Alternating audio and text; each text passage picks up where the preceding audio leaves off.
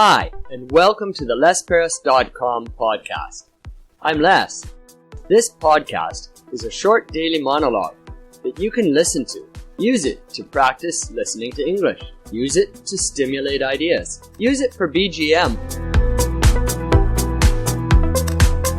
Hello and welcome to the Les Paris podcast once again. Thanks for joining me for episode 164.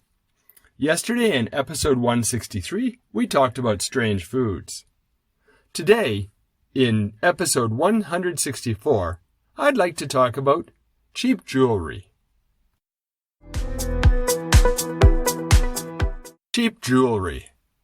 When I was younger, I thought expensive jewelry was the best, the real thing. I thought if you had cheap jewelry, that was kind of not very good. It was kind of fake. Now, I've changed my opinion about cheap jewelry. Number one, we can make really beautiful cheap jewelry. 40 years ago, cheap jewelry looked cheap. It looked fake. These days, they've got really, really good looking cheap jewelry. And furthermore, I'm not sure that I want expensive jewelry. I want to keep my house safe. If I have a lot of expensive things in my house, then, somewhere along the way, somebody's going to find out and maybe a burglar will come. Furthermore, if you're wearing cheap jewelry, it looks real these days. So who's to know? And it's beautiful. Some of the cheap jewelry is downright beautiful. Now, that's the whole point of wearing jewelry, isn't it? To look more beautiful. And if you can get beauty without spending a lot of money, I say, why not? That sounds great. That's the whole modern economy.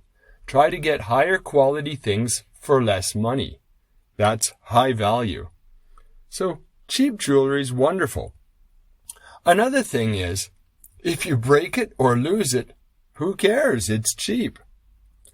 I would really feel bad if I lost a ring that had a very precious stone in it, or if I lost a very, very beautiful necklace.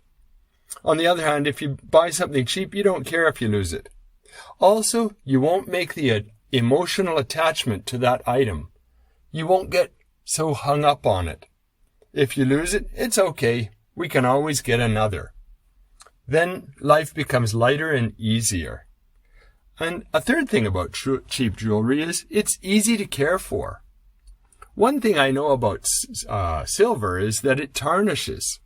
Silver tarnishes and you have to keep care of it. Take care of it so that it doesn't tarnish or fix it up.